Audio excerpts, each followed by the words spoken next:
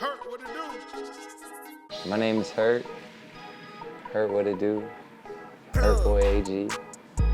You know, I'm a producer, engineer, all of that. When I was like 14, 15, like my grandpa was so sick of me, like RIP to my grandpa, man. I got him like right here, man. RIP Pops, man. That's like one of my, like, you know, oldest supporters, let's put it this way, you know, like he gave me $100 and let me buy a pair of turntables, like, you know, in a box, like it was like a little starter thing, you know, because he was sick of me scratching all his record players up and stuff.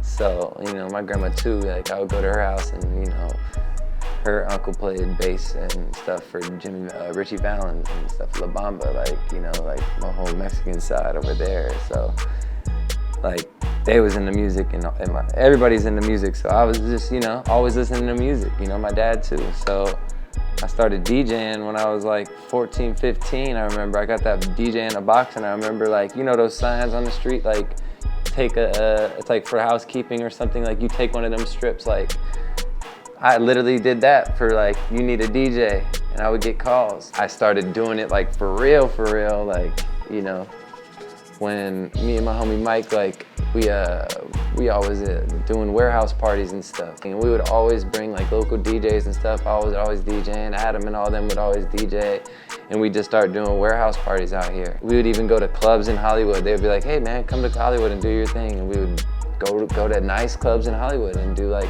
trap nights, like, you know, like it was fun, like because I was mixing songs, but at the same time, like in the back I was like producing and stuff, so I was throwing my song here and there. So it'd be fun, like seeing people's reaction when I would drop my song and sneak it in there, you know.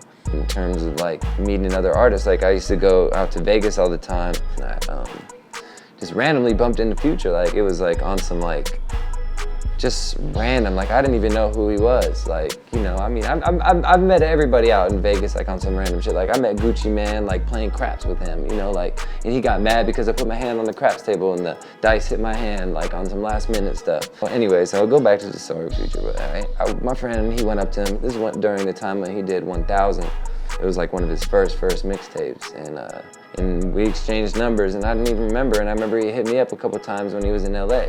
He's like, come to the studio. So I went up to the studio with him, and I was like, wow, like, this is, like, I've never been really in a studio, like, a big studio. Like, I've been in a couple studios once or twice when I was a kid, but not, like, with somebody, like, I'm supposed to be there, you know? Like, I could do whatever I want. Like, so I'm just sitting there in the studio listening to these fools, and I'm, like, watching Future, like, man, he going crazy. Like, this fool, this man go in the booth and fucking make a song in 5 minutes. And that man, like, I would listen to beats and I'd be like, I could make these beats, like, I could do this, like, you know, it was just like almost just like an inspiration, like, it was just like, man, I just knew what I needed to do. I literally sat down and used this very computer right here and forced myself, like, every day, all right, I'm gonna wake up, make X amount of beats, like, you know, I was getting up to 30 beats a day, like, seriously, like, just cranking, like, from in the morning all the way to the next day. I would stay up all night. Like, people know this, man. You can ask people, man. I was up. Like, I don't even remember a lot of people I met, like, because I was just so into this music stuff, you know. I was like tunnel vision, you know. Future, he introduced me to his cousin, man, Rico Wade, man.